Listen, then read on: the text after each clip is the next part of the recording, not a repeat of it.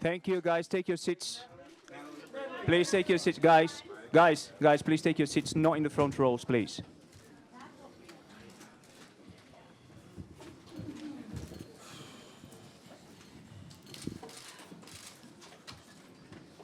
Hello, everyone, and welcome to the press conference for Black Swan.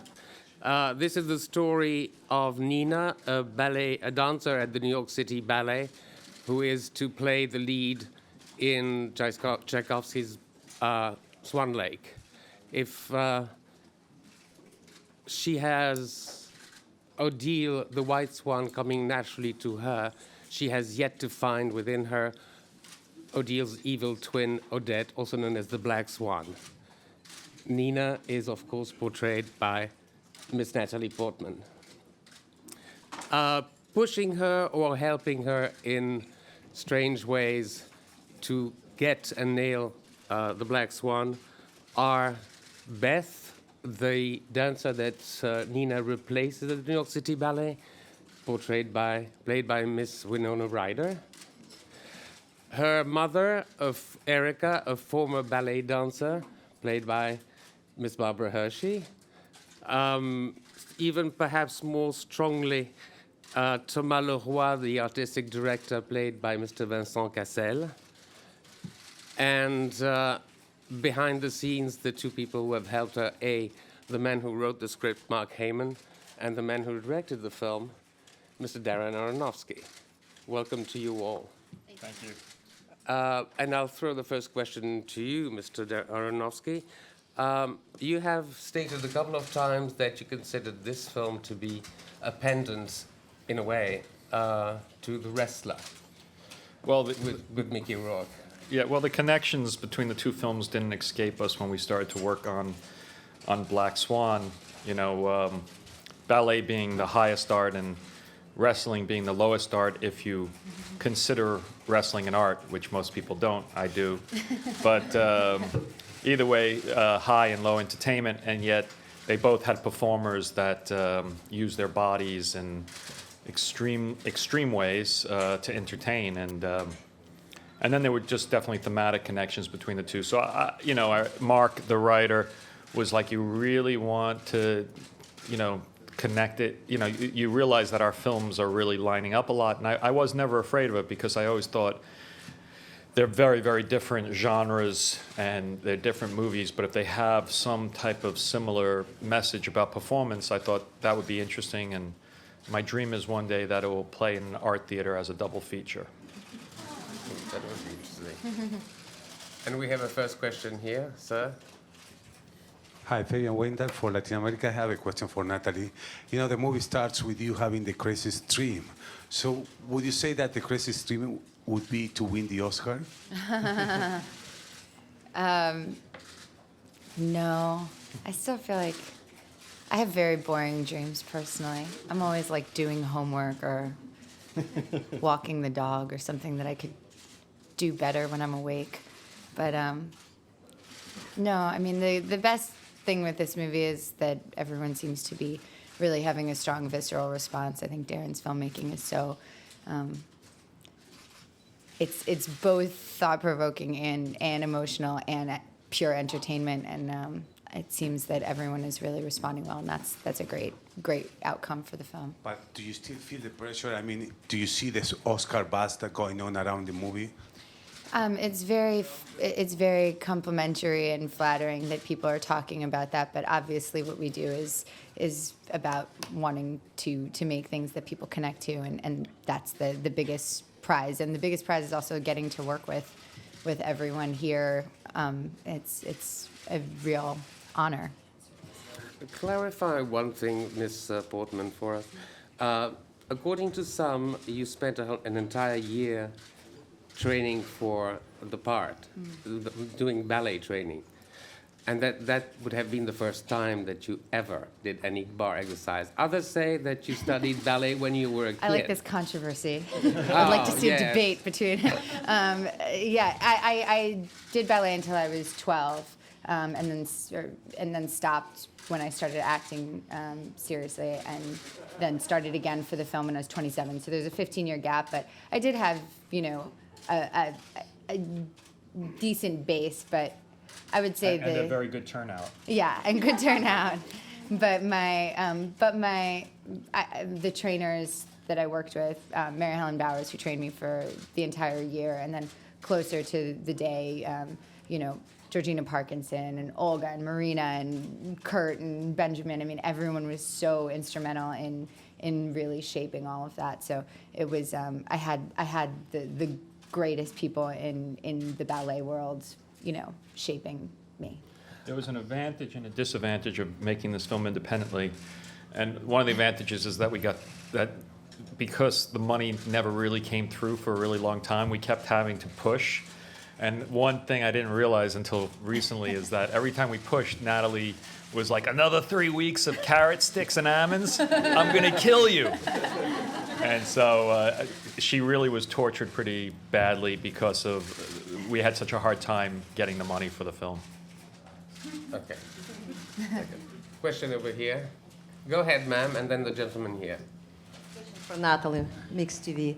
Natalie, you play Nina with such a huge emotional range, but it's the first time kind of you play such a challenging sexual role. I'm wondering what's your experience? Is it different making this particular movie?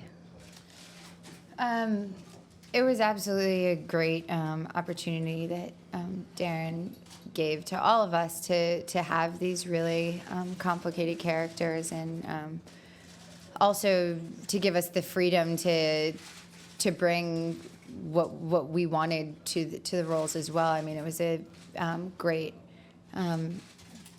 generosity to sort of give the role and then also say, and what do you think, and have that openness.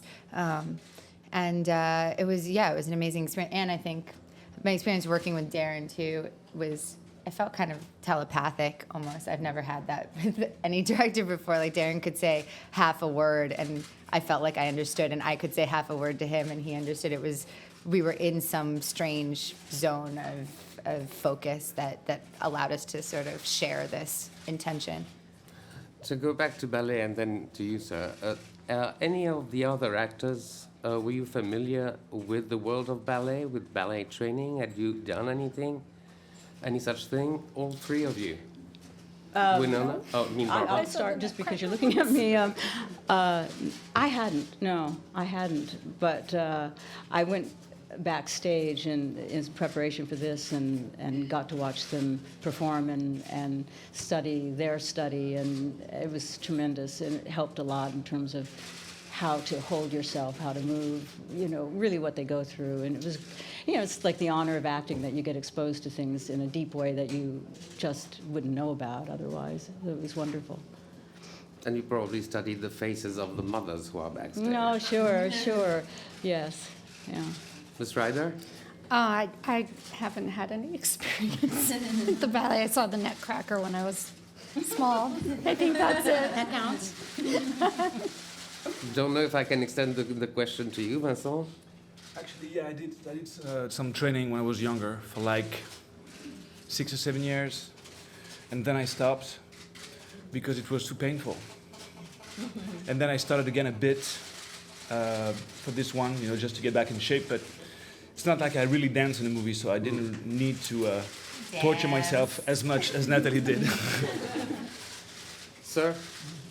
You mentioned the financing of the film and some problems that you had getting the money together. So how did you pull the cast together, first of all?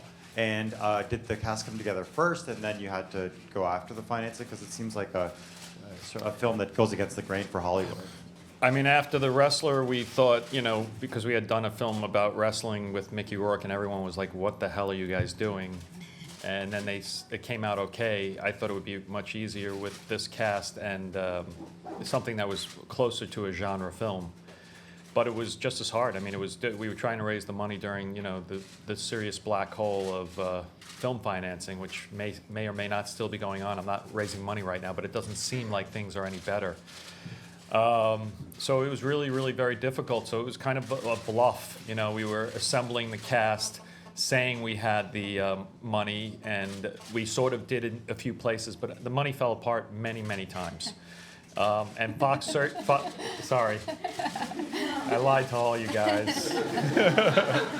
But you know, it's a chicken. You know, you can't get money unless you have incredible talent with you. So, you know, and having the cast definitely gave people a lot of security. And I think that was a big decision why Fox Searchlight eventually saved us and came in, because they looked at this incredible cast and they were like, oh, you know, maybe a ballet, psychological horror thriller or whatever you want to call it might work, because, you know, we have all these wonderful talent to show off. So it worked out great in the end, but it was a hard trip. Question over here, then the gentleman here, then the gentleman over there. Hi, Natalie. Rudy Blair, 680 News. Over hi. here. I don't want to stand up because I don't want to block the I see cameras. But can you talk about the emotions that you have to portray with this character? The reason why I'm asking this is most movies, when you have to do this, you have, you know, certain lengths of time to deal with the emotions. In this movie, it seemed like in 15 seconds, you'd have to be angry, sad, happy, those kind of things. How did you have to work that with this character? Well, I think there was a great advantage in that Darren and I started talking about the film like 8 years ago. We started talking about it. It was 2002. I was still in college, and Darren and I knew each other. So was I. I was still in college. We were in the dorms late one night, and we're like, wouldn't it be cool if... and no, but I think that long period that it took to sort of get the film in place, because Darren had a very specific idea. What he told me at our first meeting is what the movie ended up being. I mean... Is that true? Yeah, you had the entire idea. I mean, it was not written, it was not... But everything was all of the themes were there, all of the and plot points were there, really, and the whole environment. So to have that sort of sitting in the back of your mind for 8 years, I think, is a great help to sort of, it just all exists in your brain because you've been living with it for a long time and processing it even when you're not aware of it. Question over there, sir, and then over there. Ed Simkus from Gatehouse Media. By the way, wrestling is an art. Keep fighting for that. I was fortunate enough to see this film knowing really nothing about it except who made it and who was in it. It was about ballet. Unfortunately, I saw it at 9:30 in the morning. Rough way to start. Darren, a lot of people are going to be reading reviews of this. In a perfect world, what would you like people to know about this film? What is it about, without giving anything away? That it's fucking great.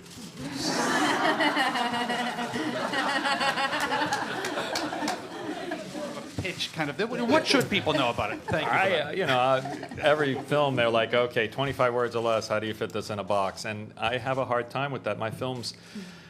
You know, I think what we try to always do, me and my guys at Protozoa, my company in New York, is we just try to make films that are just going to be very, very different experiences and hopefully blow people away. I mean, that's what we've tried to do every time.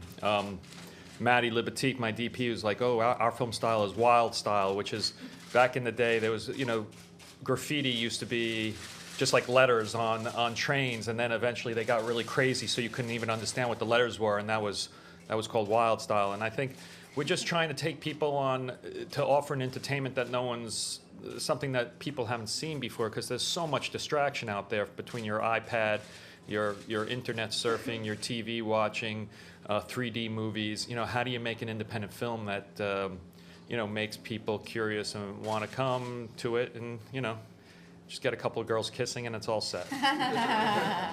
Sorry. It's okay. It comes down to I that. feel so I know the admission. Sir, then the gentleman there. Hello, can you hear me? Yes. Hi, my name is Samuel. I'm covering this for an Ethiopian newspaper. My question is for Natalie. You know, because of perhaps, I haven't seen the movie, so I don't have a specific question, but because of the strong connection between Israel and Ethiopia, you're a huge star in Ethiopia. Oh, wow. Would you someday want to take your work to, you know, African countries that they really love your work and it needs no translation to understand and feel your work? Thank you. That's very, very kind. I actually was in Ethiopia 2 years ago, and it was incredibly beautiful. I mean, one of the most beautiful places I've ever been in my life. really, really amazing.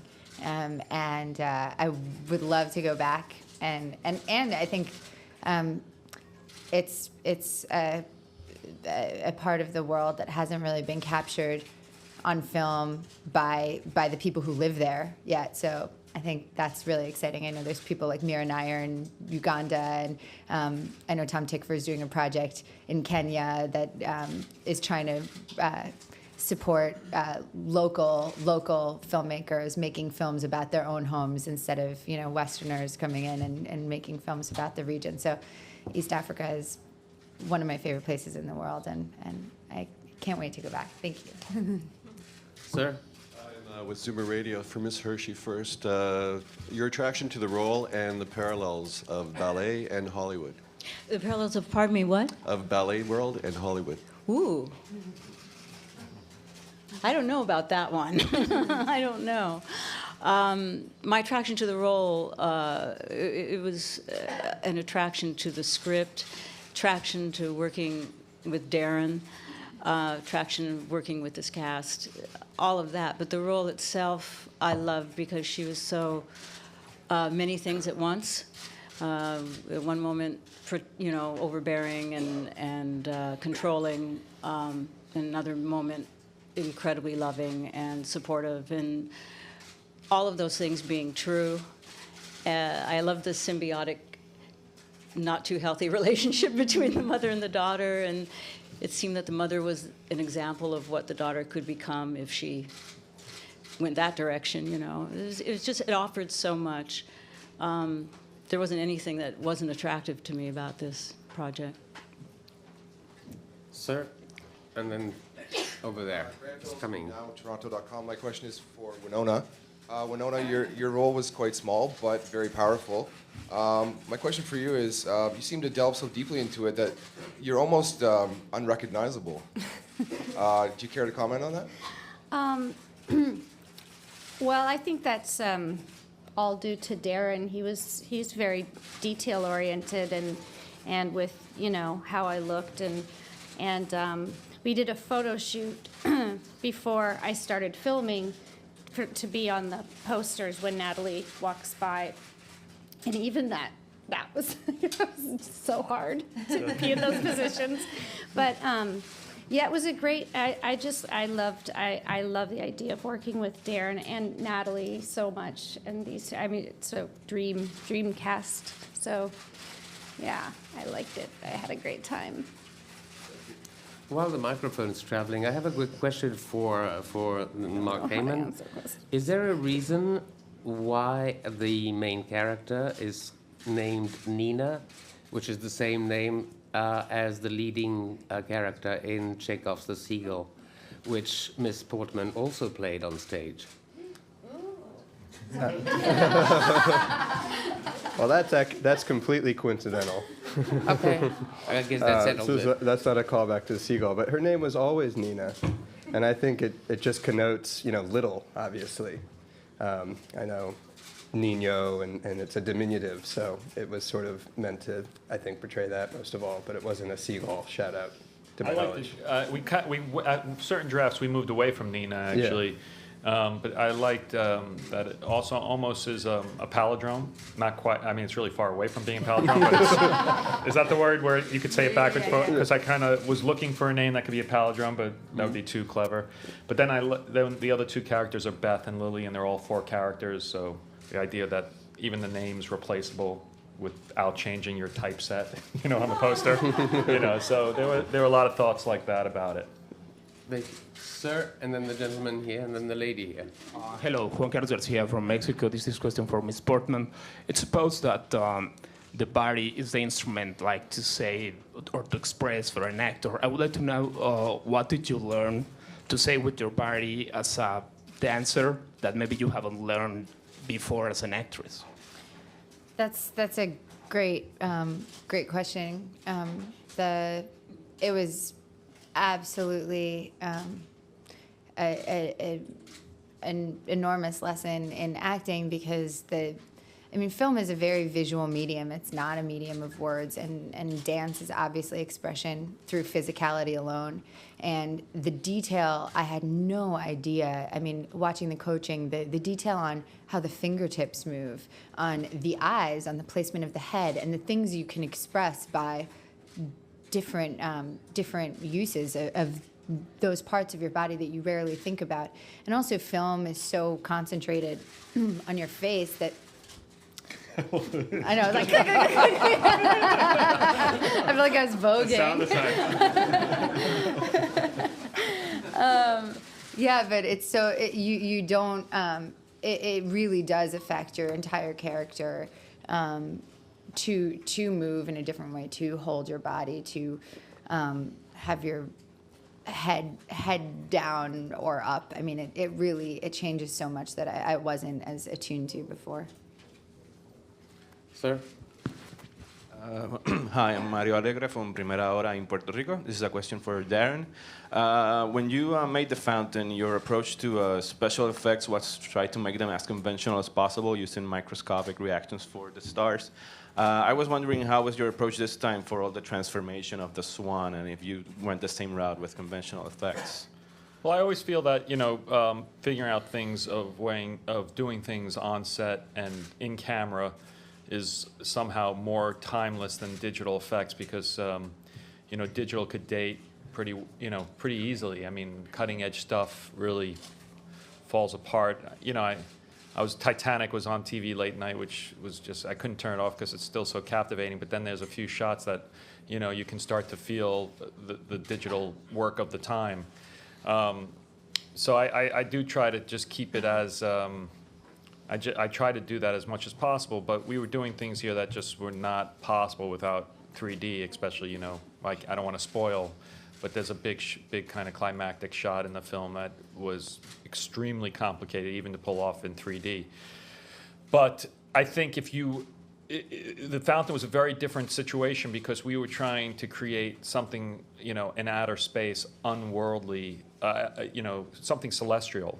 And so I decided to approach that through something organic, to try and make it, instead of creating it through an artist's imagination, inside of a computer. I thought it would be more interesting to find real organic reactions to try and represent nebulas and supernovas and stuff like that. And I'm proud of that approach.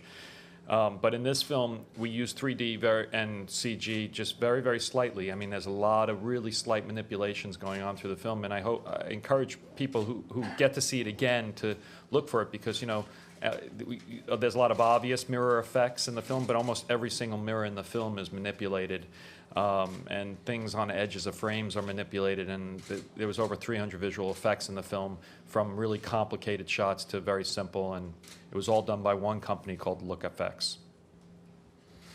Just a little plug for my boys at Look. Yes, the gentleman first. Go ahead, sir. Ms. Portman, congratulations on the film, but I just wanted to ask you, as a distinguished actress who has a platform and a voice, what do you do to give back to the community and to the unfortunate, especially during the holiday seasons that are coming up soon? So. I've been working with a group called Finca since college, which has been one of the greatest opportunities of my life and of being in this position. They are a microfinance organization that works in developing countries around the world, 22 different countries, and that means they give small loans to primarily women who are under $3 a day to start their own businesses. And it's just been an absolute just great opportunity to get to meet people and talk to them and see the psychological difference in giving someone the agency to take control over their life and better their own lives. And it's been, I feel very lucky to have been a part of it. Sir? Hi. Hi. It's working. Go ahead. Okay. Hi. I'm Rob. I'm from Cineplex Entertainment. This is a question for Natalie and Winona. One of the major ideas or themes in the film is that narcissistic look at a love-hate relationship with your own self-image and ego. Mm-hmm. As two actresses who have quite literally grown up on the big screen, how much of that resonates with you in your personal life? What was the last part? How much of that resonates with you? The narcissistic. Yeah, that kind of like narcissistic. I think there's a big thing you have to start like protecting yourself against when you get used to seeing yourself through other people's eyes. You get used to watching yourself through a director's eyes, through an audience's eyes, and even you become like a spectator of yourself, because that's why I think it's very destructive to watch your own films, or too much, or at all even. But I'm too curious not to watch them at all. Yeah. But it's you. I think as an artist and as a human being, you have to see the world through your own eyes, and so that sort of that struggle. Struggle is a strong word. It's white people problems, but it's like you have to fight against seeing yourself from without a lot, which I think is a narcissistic thing that has to do with the sort of identities, the borders around your identity that get fuzzy also, which is what this movie is about, where you start seeing yourself everywhere. And I think that's what the character goes through. Yeah, I also think because both Natalie and I started so young and were, didn't really have to go pound the pavement that much.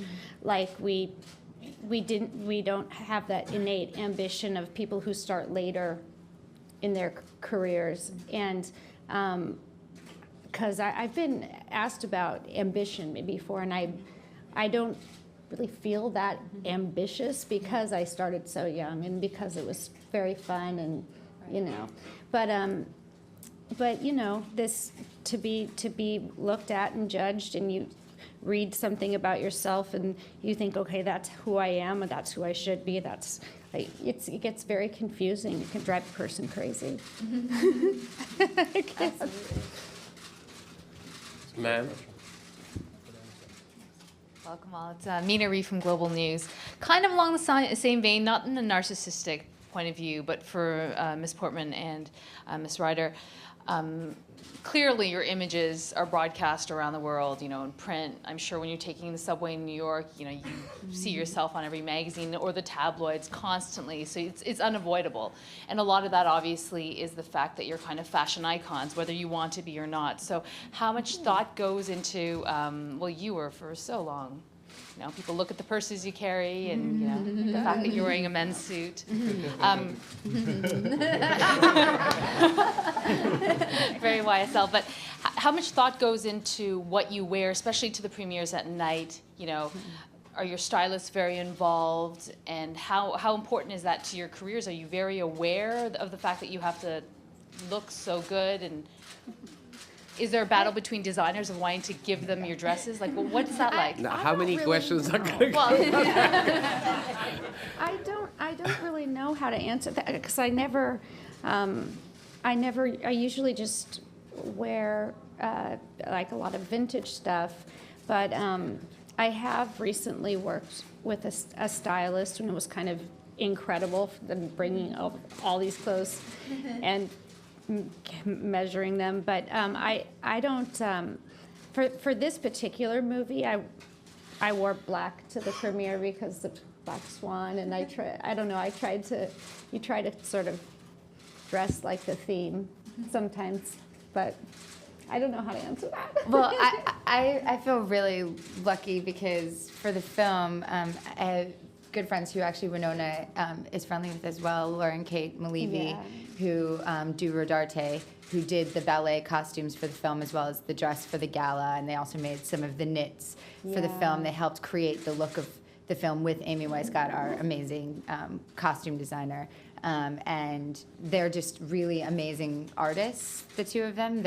I don't use that term about fashion very often. I think most of it is just about consumerism, but they are truly students of the world. They know everything about science and nature and art and music, and they're just really curious, interesting people, and they make beautiful, beautiful and interesting stuff. And I think they did a really specific job on the film, and so it's been very exciting that part of the collaboration was with these good friends and great artists that I think will be remembered. I think they're really unique.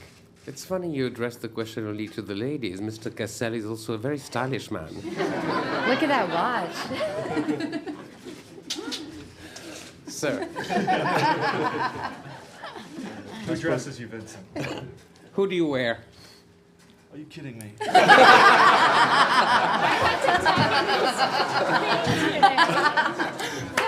Sir. Kasper, Kino DK Denmark. I have one question for the actors and one question for Darren. Darren, could you talk a bit about any forthcoming projects? And for the actors, in what ways is Darren different than other directors, if any? Thanks. Well, tomorrow I start a 14-hour movie called Sleep. There will be no intermissions. Everyone will be expected to stay in their seat the whole time, and no one can arrive late. Talk about me. Come on, guys. Okay, Darren's amazing. I mean, he'd want me to say that he's a jerk, but he's not. He was completely focused, completely alert, in a way attuned to every subtle detail of performance, camera, design, as sharp or sharper at 5 a.m.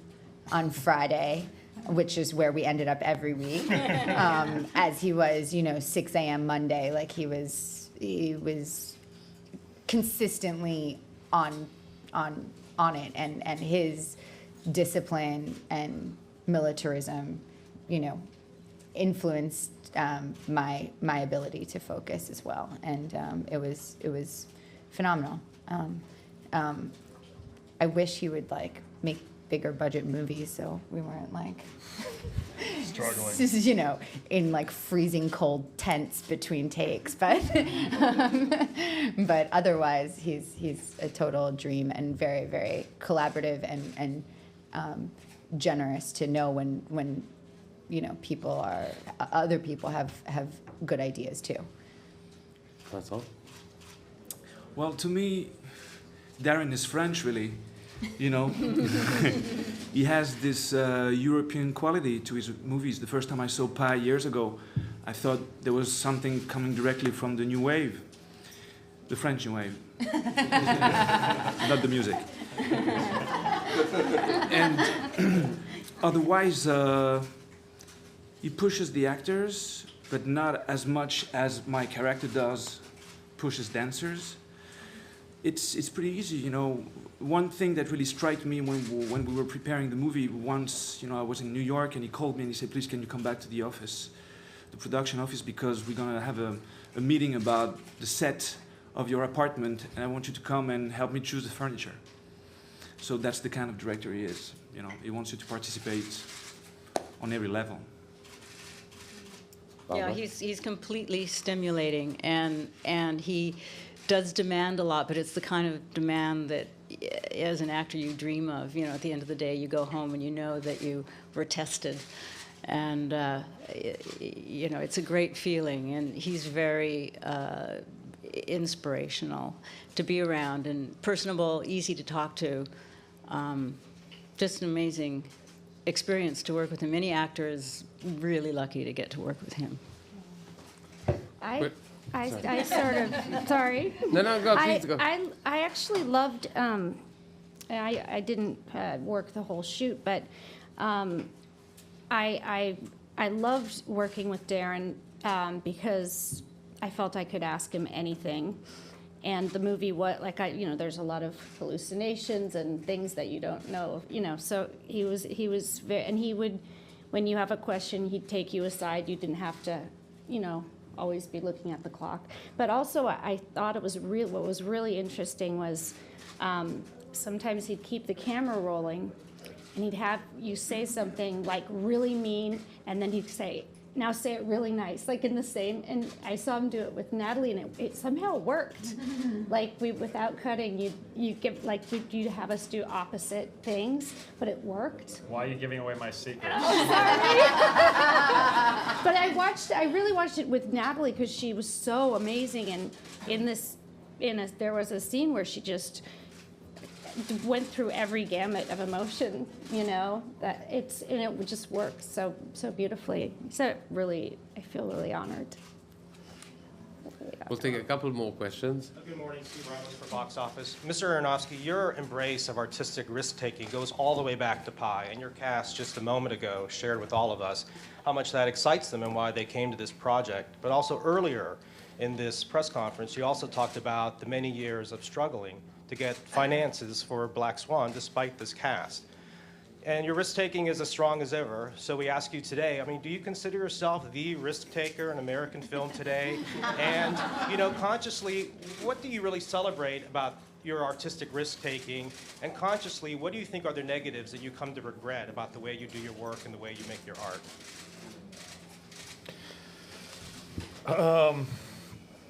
It's sad because every single film has been really, really tough to get the money. Pi we did for $60,000, cobbled together with $100 bills from 200-300 people, and I know the math doesn't work, but it works somehow. And then everyone was like, "Oh, that was great. What are you going to do next?" And I sent them Requiem for a Dream by Hubert Selby Jr. and I never got a phone call back from anyone. So we had to go out and raise the money for that, and it was really, 2 weeks before it went from $4 million budget to $2 million budget, which was like, okay. And then the fountain fell apart 74 times, and was a much publicized and reported journey for me. And then the wrestler, everyone, as I said earlier, Mickey Rourke, what are you thinking? And then Black Swan I thought was going to be really easy, and because people like the sexiness of the ballet world and the freshness of it, and everyone loves these actors, but it happened to be the worst time in making history. And I think the problem is that whenever you try to do something outside the box, it's a real nightmare and a challenge because it's really hard to explain your vision from a screenplay. Partly because I don't really know what it's going to be. I think there's some filmmakers, Kubrick or who preconceive the film and have an exact thing in their head. But I'm very much more of collaborating with people, and I have no idea what Vincent's going to show up with on the day, and I don't want to stick him in a box because the most amazing thing is to watch him flow between words and finding spaces that I could never ever imagine and create in my head, and to shut that down would be criminal. Could you picture me, telling Mickey Rourke how to enter a room? It just doesn't work that way. You just got to relax and sort of see what they're doing and then figure out how it works for the narrative. And I love that process because that's the closest I get to be an actor, is sort of improvising with them to create. So it's kind of a back and forth. We're working towards each other to sort of stuff. And for me, that's the magic, when you allow mistakes in.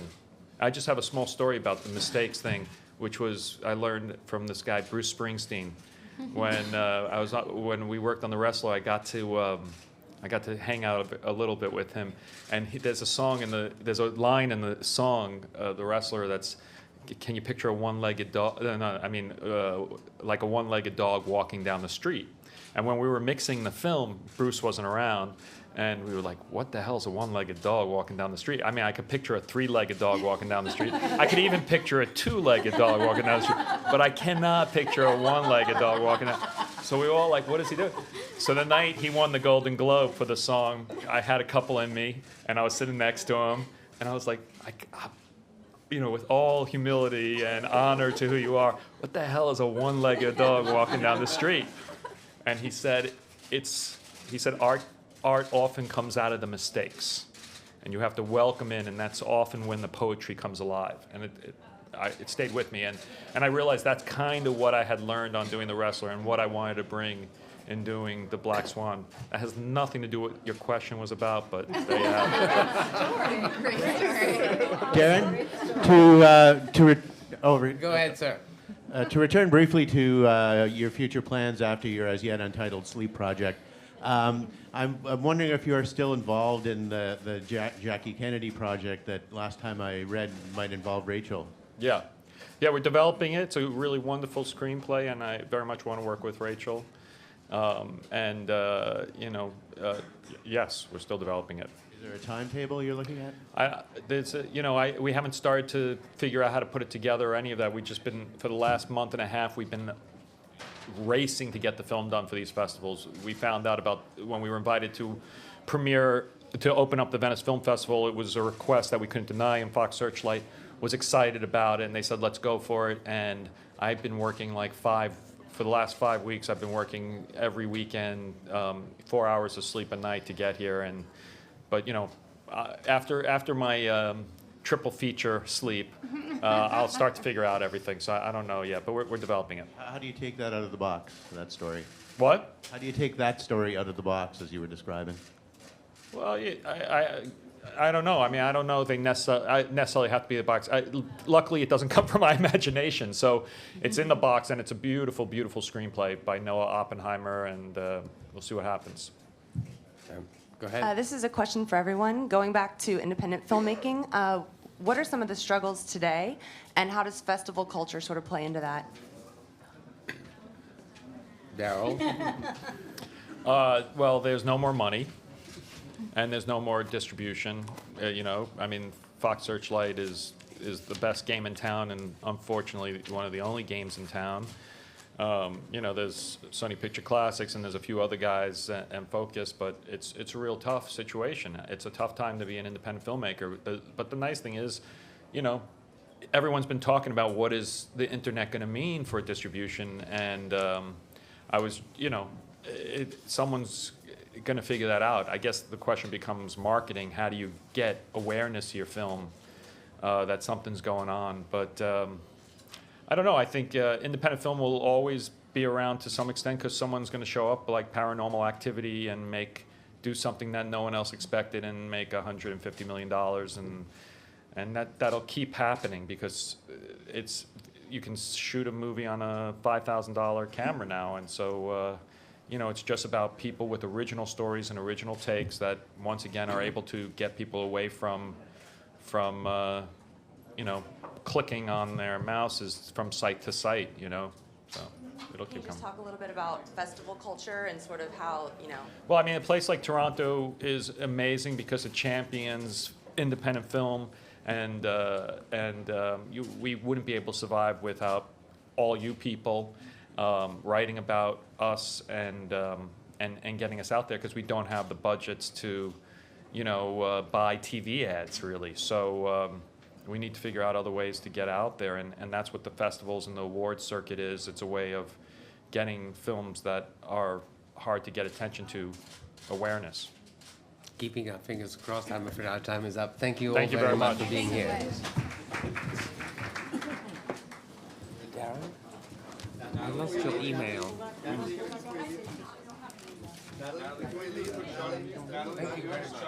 Henri, can you get out of the way, please?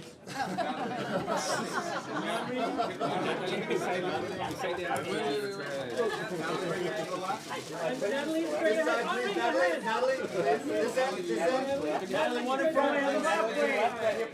One in front, please. One on. Natalie, one more.